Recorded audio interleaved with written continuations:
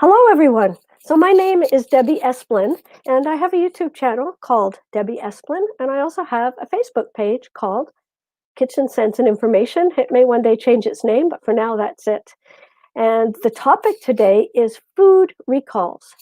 And I would like for everybody to bring me their questions. Please feel free to ask questions in the chat. It's not a problem. And I'm going to, sorry, here we go. Just click back to the chat. Oh, we've got some people already. So let's say hello. Here we have Kathy Coates. Hello, Debbie. Oh, it's cold, but sunny in Florida. Well, what do you know? We're having a big snowstorm here. And I actually lost my power a couple of hours ago, and I was afraid it wouldn't be back in time. And I thought I might be doing this live stream from my car in order to power my computer and have internet. But luckily, we're back in business inside the house. So nice to see you here. Kathy has a cooking channel called Grateful Living. She does really nice recipes, so please check out her channel. And we also have Lily in the kitchen. Lily, she lives in a warmer area, and I don't think they're getting snow there, but it might be a little cool. Lily also has a channel, and she also does cooking. She does really nice recipes. So please check out her channel as well. And I'm going to put all of these channel links in the description below. And Lily asked me, is it snowing? Yes, it's snowing. It's still snowing. In total, we only got about 8 or 9 inches. They were predicting a bit more. And for us, 8 or 9 is nothing. Like, that's just a normal storm. So, yeah. So, and it means I get to go skiing tomorrow, cross-country skiing. So I'm really excited to have snow. Yeah, no snow here in California. I'm sure there isn't, except maybe in the mountains. So we're here to talk about recalls, food recalls. And if anybody has any questions, please put them in the chat and we'll look at them. Why don't we get started? So first of all, what is a food recall? And I'm just going to share my screen with you for 1 second. So just give me a sec while I do this.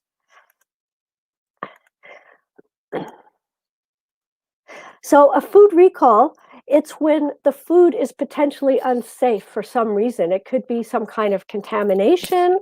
It could be foreign material. It could be undeclared allergens. It could be bacteria. But it means that there's something wrong with the food and people could potentially get sick or be injured or even die if they eat that food. And it's been disseminated into the public domain, and so it has to be recalled back. But a food recall is different from deliberately sending unsafe food to the consumer. That's a crime. That's illegal. Food companies are not allowed to send unsafe food. And if they know they're doing it, it's a criminal act that can be that is punishable by law, by fines, and maybe even imprisonment. And at the very end, I'll give you an example of a recall where people went to prison. Well, it wasn't a recall. It was also a food crime where people went to prison for it. So a recall really, it's when unsafe food is just accidentally let out into the public domain where people could potentially have it, buy it, have it in their home, and be made sick by it. So that's what a food recall is. And it's like any other recall in any kind of manufacturing industry. It's a legal requirement.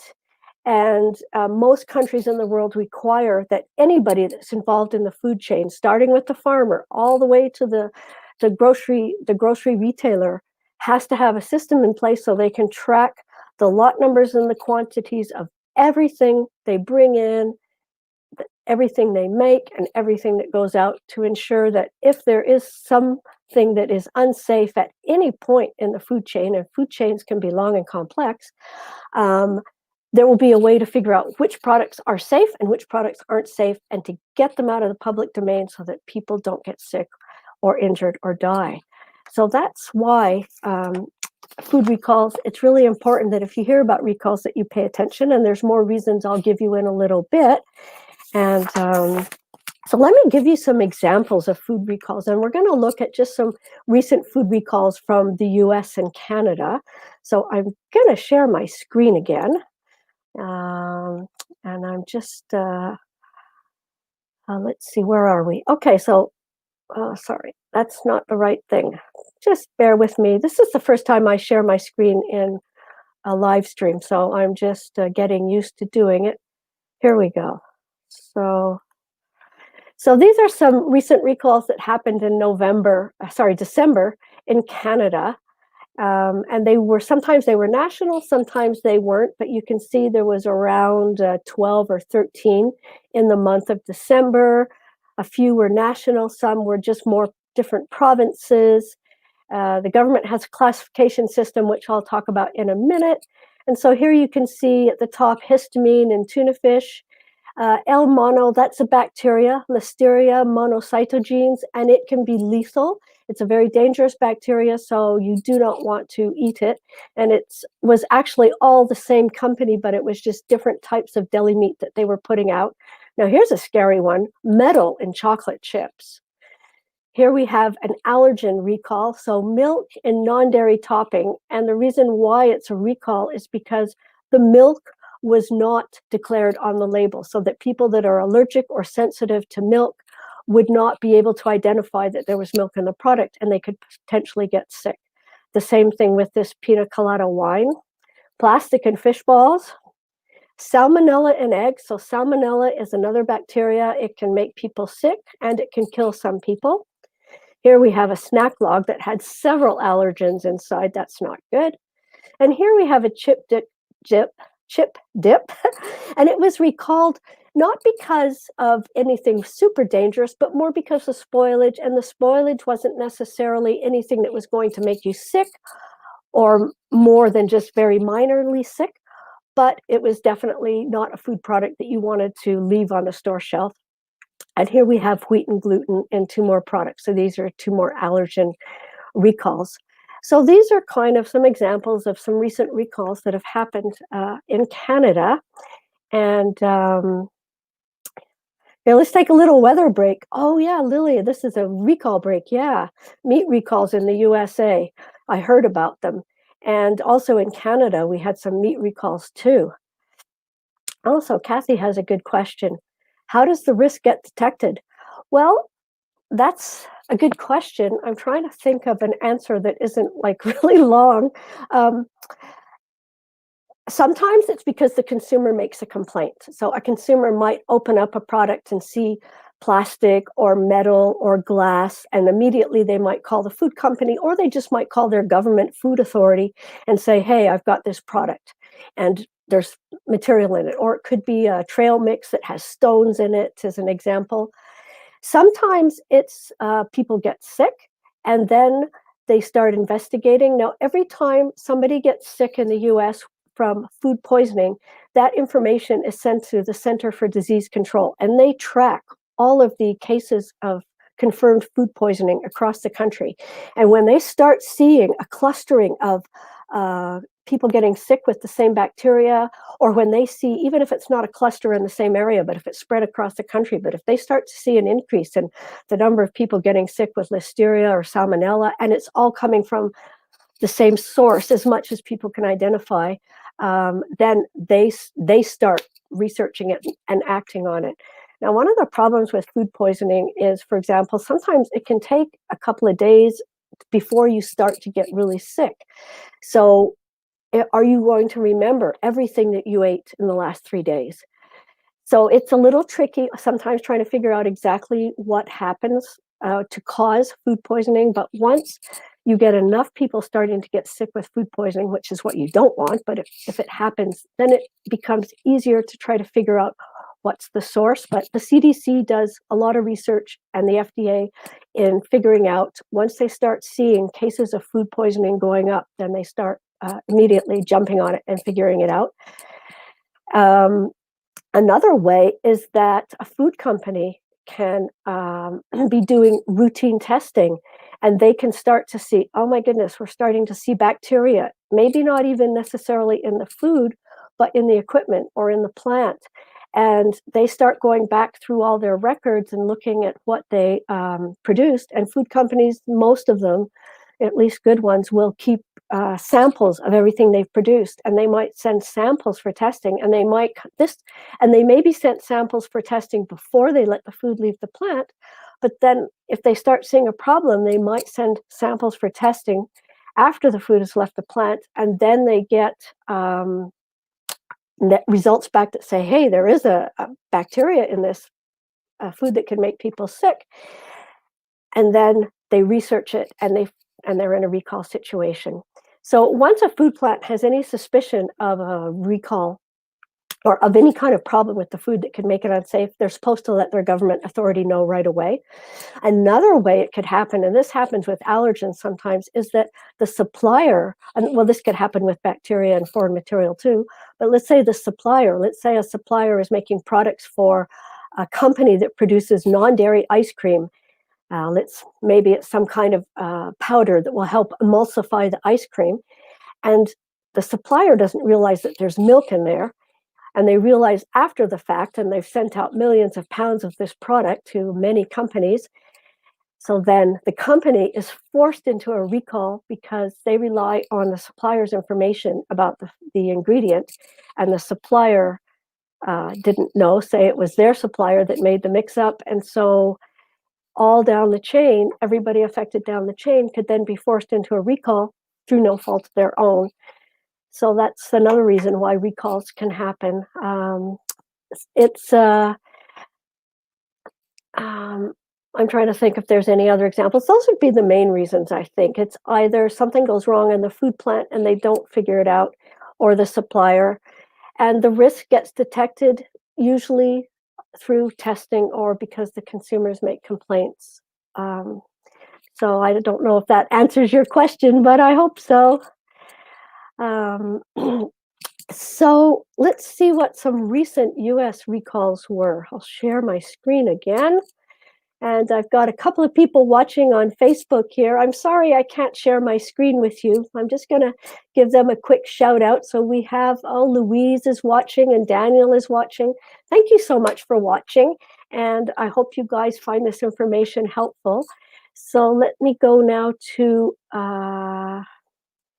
my FDA recalls, which I hope I can find. Okay, I'm going to cancel that. I'm going to share this one instead. So here we go. We'll just go straight to the FDA recall page, because the FDA in the US and the CFIA and Health Canada in Canada have pages where you can actually see all the recalls. So here I've got all the recalls that the FDA has for food and beverages as of, well, the most recent one was the 11th of 2020. Hang on, that's a medical device. I don't know why that's there. So this is a yogurt. So we can actually click on it and we can see more information about the company, when it started. Here we see the expiration date. So that would be the coding you would need to tell you which products are affected and which products aren't. They aren't really saying, oh man, here's the reason, because it may have mold in it. So generally, this is the information you'll find in a recall announcement. And as you can see, if I go back, there's a lot more allergens, and oh, here we have pet food and dog food. And if I unclick, I had put food and beverages, but you can actually get recalls for anything on this site if you want to check out more recalls. So that's so recalls are happening all the time, unfortunately. And let me just so that's one of the reasons why I wanted to share this information with people, is because recalls do happen all the time on a regular basis. And that leads us to our next question, which is, how do you know when a food is recalled? Now, this is a really complex problem because food recalls are a little bit different than the recalls that happen in most manufacturing. Food recalls, the traceability starts with the farmer and it goes all the way to the grocery retailer. But then once it's purchased by the consumer, nobody knows who has bought which lot number. Unlike a car, when you buy a new car from the manufacturer, or if you buy a used car from the manufacturer, they know your name and your address and your phone number. And if there's a recall on some part of the car, they can send you a letter. But with food, we can't do that because trying to trace every time every single person enters a grocery store and buys a piece of food, even with our technology we have today, the computing power that would be required by that and the extreme cost of that would make food so expensive. So it's just not a viable solution. So it really relies on the consumer to know and to check if there's a food recall going on and to check if they have some of that food. Now, to help get the message out, governments publish notices, just like I showed you. And companies that are involved in food recalls will also publish notices. And depending on how serious and how extensive the recall is, they may also put ads in newspapers and on the radio and Facebook and other places like that. Newspapers and social media and media outlets will also publish recall notices. But the problem is most social media and most media and newspaper won't publish every recall. They'll only publish the big ones that affect a wide area or the entire nation. So all the smaller recalls that may go on in your area and that may affect you, you won't necessarily know about by listening to the news or finding it on Facebook or whatever, whatever source you use to get your news, listening to the radio. Grocery stores are required to post notices about recalls. So if they carry romaine lettuce, even if none of the romaine lettuce in their store is affected by a recall, most grocery stores will still post a notice telling you about romaine lettuce and the lot numbers and the dates so that you can be aware. But it really is a challenge getting recall information out. So let's see. We have Kathy saying that her local channels have been pretty good at giving that info out. Oh, that's very good to know. Yeah, because I think that some areas maybe they're better at it and some areas less good at it. But I know in my research that getting the information out about a recall apparently is one of the huge challenges of trying to keep people safe from recalled food. So that's one of the big challenges, and we'll talk about it more in a minute. So we'll take a short little break here just to remind you that if you like this content, then click the like button on my channel and subscribe to my channel. And also please check out the channels of my friends that are here, and I'm going to put them in the video description. And let me know if you've ever found any food in your house that had been recalled. Have you ever been involved in a recall? And how concerned are you about recalls in your area? Also, Kathy says they don't see postings at the store. Oh, yeah. So my grocery stores mostly put the postings up, but I do believe that it's not a requirement unless they had to remove the product, but it's done more as a courtesy just to help people know. So let's go on to our next question. When a recall notice is posted, what should you do? Well, the first thing is there's different kinds of recalls. So let's say there's a recall for peanuts in a cookie, but you're not allergic to peanuts. You eat peanuts all the time, so it's not a problem for you. You don't care if the peanuts are there or not. So you hear about the recall and you can just go, okay, doesn't affect me. I'm not worried. But maybe you know somebody who has a peanut allergy, so then you might pass the information on to them. So that's the first thing, is the recall even applicable to you? Or maybe let's say it's for a spaghetti sauce of a brand that you know you don't buy. So once again, you're going to go, hey, I know I don't have that in my house. I don't care. But let's say it was for olives. These are, I don't know if you can see the label. These are olives made in Spain. And if I look on the bottom here, there's a whole bunch of numbers. And those numbers will be the numbers that I need to check in order to know if these olives are part of the recall. So then, it would be a good idea to go and check all your olives or whatever food it is and just make sure that doesn't have the information that's printed in the recall notice.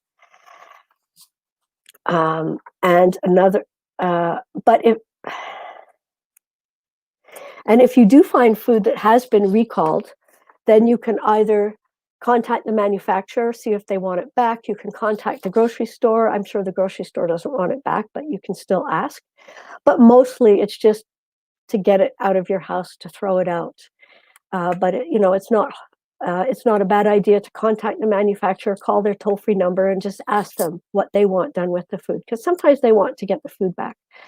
So that would be the main thing to do. And the other problem with throwing it out is if it gets into somebody else's hands, that's unsafe food that's going out into the street, even if it's in your garbage, where it potentially could get into someone else's hands. So it's not the safest way to deal with food that's been recalled. But it is very important, if you hear about a recall and it's for a food that you know you have, that you think you might have in your house, or it's relating to something that you're allergic to, then it's really important to check what's in your house and make sure that what you have is safe. So what happens when there is a food recall? Well, the food plants and the whole supply chain reacts really fast, because recalls are a regulatory requirement. Responding to recalls and having all the traceability information so that you can trace where your ingredients came from and where your food went. It's a legal requirement in most countries in the world, and there are severe penalties if food companies don't follow these laws. So it's not something that you can do, I don't feel like doing it. Like, no, if you run a food company of any kind, you have to have all of these systems in place, and you have to be prepared for a recall. And I see we have Dr. Severine Bryan, and she's also has a YouTube channel, and it's about finance and teaching all about your money and your finance. She's a financial coach. Happy Saturday. Yes, happy Saturday, everybody. We were talking about the weather earlier because we're having a big snowstorm here. Well, it's kind of dying now, but we had one earlier, and I know you live in a warmer area, so lucky for you, you don't have snow, but I'm happy to have snow because I'll get to go cross-country skiing. Yeah, so Dr. Severine Bryan, she's in Atlanta. I doubt you have snow there. Occasionally you might, though, a little bit. And let's see, Kathy's asking a question. So are specialty items from other countries that you might purchase? Well, that's a very good question, actually. So anything you purchase in a grocery store, in a retail setting that comes in packaging is subject to these laws. It has to have a date code on it, and all that traceability has to be done. But what happens sometimes when you purchase from a small online store or a very small grocery store is, do they have the manpower to stay on top of the recall notices? Do they understand the regulations? Do they respond as quickly? So it depends on the store or the online business or the size of the store. But when I did my research, I did see that there were reports of people that had purchased food from online stores, and it was food that had been recalled, that the store should not have been sending out. They should have pulled it from their shelves. But because they were small, or because they didn't know better, or because they didn't have the right systems in place to react fast enough, the food went out. So it's really, and if you've got a small grocery store and you like them, you could just ask them, how do you know if a food's been recalled? But a specialty item from another country, anywhere in the world, it doesn't matter. If it's in some kind of a package, a closed package, then it's subject to these laws. And in order to come into the United States or into Canada, it has to have all the right labeling. It has to have the right coding. All the systems in place to trace it back and forward to know where it went have to be in place. So it doesn't matter what country it comes from in the world. If it's being sold in North America, it has to follow our laws. So the treatment is the same at the importing level. It's just when it gets to the grocery store shelf, it's really dependent on the retailer being able to follow all the laws and react quickly. Excuse me. I got to take a sip of water. Just give me a sec here. So, so they all have to follow the same laws. There is one exception though, where you don't, where stores don't have to follow the same laws. If they sell the food open, so if it's like a deli counter and you go say, oh, I'd like a half a pound of that potato salad, or, slice me some meat, that's a different situation. When it's sold through a caterer, through a deli counter, or you go to your local store and they have sometimes those sections where you can just buy a little bit of this and a little bit of that, and it's open, it's not in a closed package or container, then that's different. Because it's considered to be like a restaurant, and the laws are different for restaurants. But once it's sold in a closed container, like these olives or any other packaging that's closed, it has to follow these laws. And if you want to know, ask your retailer, especially if you're friendly with them, just say, I was watching this thing on YouTube about recalls, and I was just wondering, how do you handle a recall? Is it a big problem for you? And yeah, just have a simple conversation. You don't need to do it in any kind of threatening manner. Just have a conversation with them and see what they say. But the big grocery chains, they have a lot of systems in place. So every time a recall happens, they react fast. And I know because I had a lot of dealings with one grocery chain, and their requirements for recalls were incredibly strict. They were reacting within 2 minutes, and they had people on staff 24 hours a day, 365 days a week. So the minute a recall notice came out, they were sending it to the stores. They were getting the stores to make sure it went off the shelves. And so the major grocery store chains will definitely get any recall product off their shelves really fast. Food companies also will react really fast. They have to pull any kind of affected ingredient or finished product and put it into quarantine or on hold. So they also, unless they're very small, they have the resources to react really fast. But even small food companies have to react fast. I worked for a small food company. We were 7 people. And I was the number 1 person on the recall call list. So if there was a recall, and it could mean I could get called at 3 a.m. It could mean I got called while I was on vacation. When I would go on vacation, I always had to have my computer and my phone. I could leave my computer at the hotel locked up, but my phone, I always had to have it on me, and I had to check my phone every few hours just in case there was a problem that required me to react, because I was the only one with the knowledge to deal with food safety problems and recalls. And if there was a problem, and it happened once when I was on vacation, it wasn't a recall, but there was a customer complaint, and I had to say to my husband, look, sorry, I got to go back to the hotel. I have to deal with this right now. And so that's the way it is in the food business sometimes. So if you do, let's say you hear about a recall on romaine lettuce, and there was one on baby spinach very recently. And let's say you bought a salad from your grocery deli counter, and you're like, oh, what's in my salad I just bought? I was going to go eat it today. And you see it's got baby spinach or romaine lettuce. You don't know if that food is part of the recall or not. But to be safe, just throw it out. Don't eat it because you don't know. And even if you go to the store and ask them, they won't necessarily know either. They might have had romaine lettuce or baby spinach. Some of it maybe was recalled and some of it was not, but they're not going to know which of them went into their salad. So the safest thing to do with any kind of open deli food, if there's a recall and you think that that food might be in there, is to just throw it out and don't eat it. So, getting to our last question, why should you pay attention to food recalls? I mean, a lot of the information we've talked about so far has hopefully convinced you that you should pay attention. But one of the reasons why is because people can die. So there's salmonella, like botulism, is extremely toxic. It's incredibly rare that anybody survives botulism poisoning. It's also rare now to have a recall from botulism, but it does happen from time to time. Then you have Listeria monocytogenes, you have Salmonella, you have E. coli. These are some of the ones that happen more often. They don't necessarily kill everybody, but they kill some people and they can make you sick. E. coli can also cause permanent kidney damage in some people.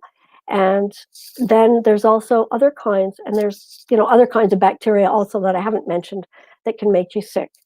There's also foreign material. The food could have glass in it. There was a recall in 2020 for glass in spaghetti sauce. Metal. We saw some foreign material at the beginning. Plastic in a product, and there's metal sometimes in product, even though most food companies are supposed to have metal detectors to identify if there's metal in the food, but that's not a 100% foolproof process. Food companies, the bigger ones, will also have X-ray detectors, which can detect certain kinds of foreign material like plastic, sometimes glass, wood, and some metals. But once again, the detection isn't perfect depending on the food and depending on the size of the foreign material. So there's always a chance that a foreign material could be in your food. Could be stones, anything that's got like almonds and dried fruits and nuts in it, could be stones and twigs and things like that. Um, and then there could be allergens. Sometimes there could be soap. There could be other chemicals in the food. And sometimes there can be a recall because of over fortification, a food that's been fortified with vitamins. Somebody makes a mistake and they put in too much vitamin D, and vitamin D is toxic in large enough amounts, then it would be a recall. So there's a lot of different reasons why recalls could happen, but it's whenever the food is not safe, then there's potentially, or when the food is potentially not safe, there's a recall. And because we think it's not safe or it might not be safe, then you need to really pay attention and get it out of your house and get it off your shelves.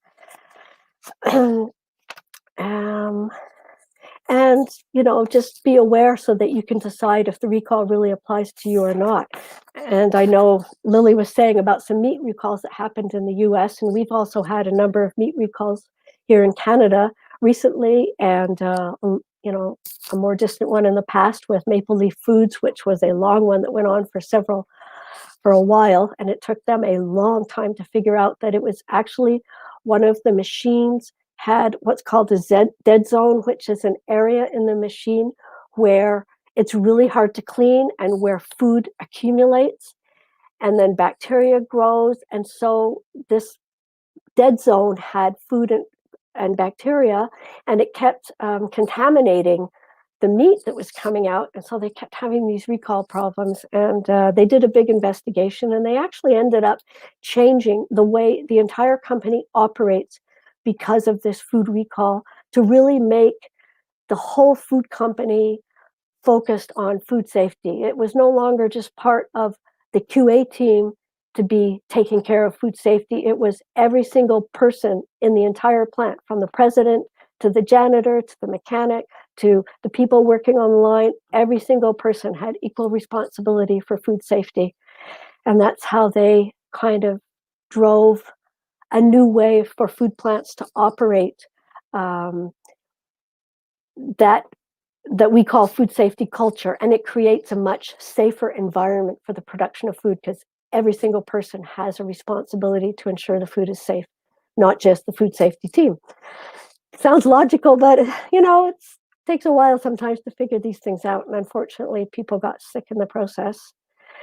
And an example of the criminal act is the Peanut Corporation of Georgia. I don't know if you guys remember this. I think it started in 2007.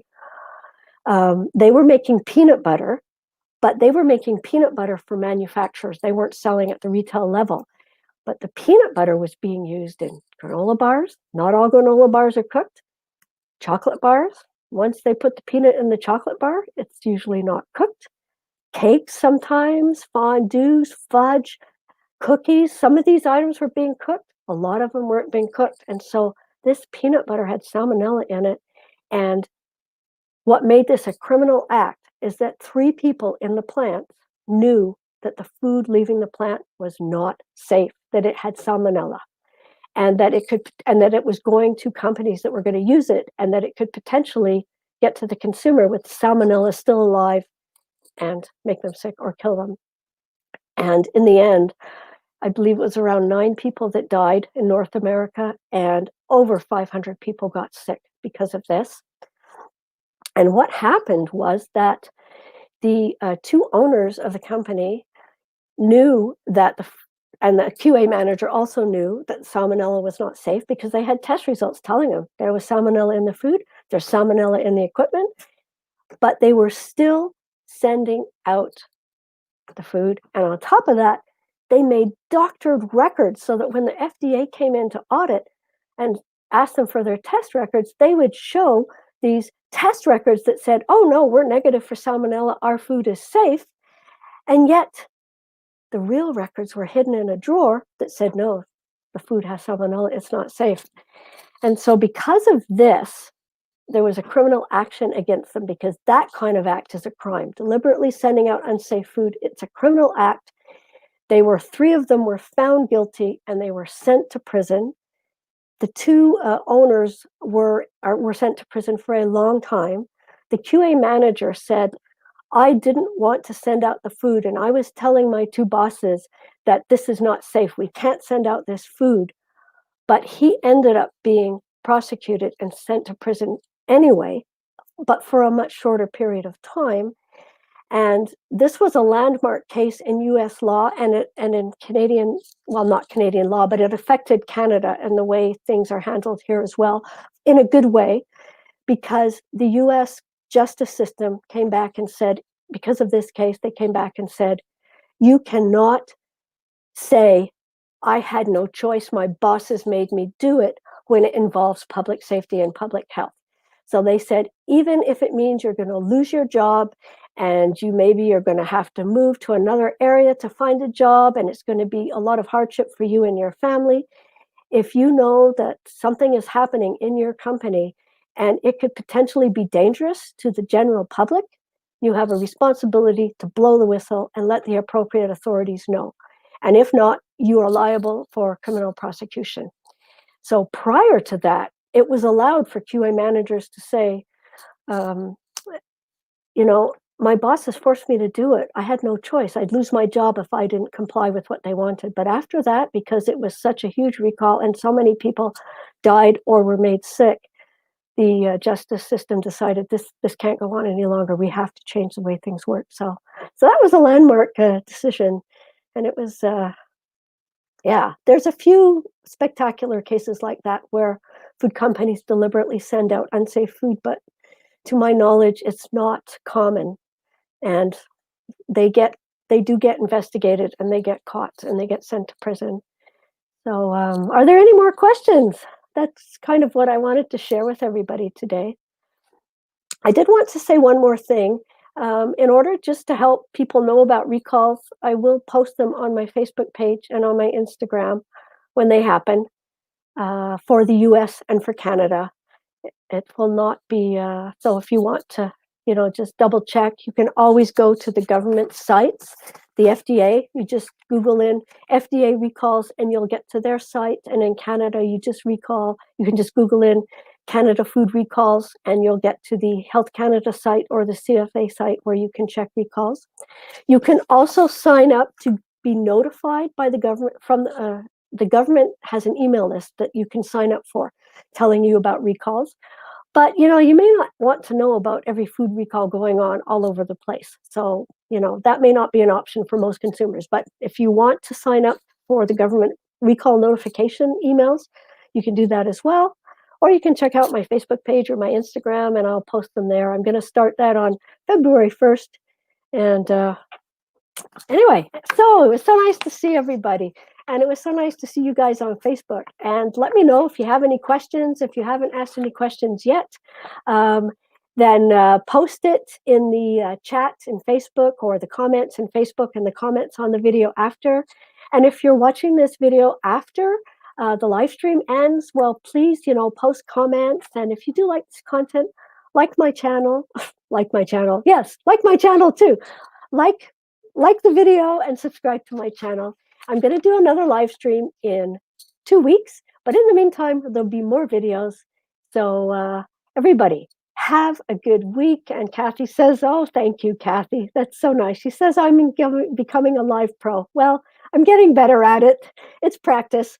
Dr. Severine Bryan, she does live streams every Sunday. And she's gotten very good at it. So it's like anything, right? If you practice, you get better at it. Everybody stay safe. Thanks for see, now I'm no longer able to talk. Thanks for listening and have a good week. And I hope to see you in my next video. Bye everyone. Bye.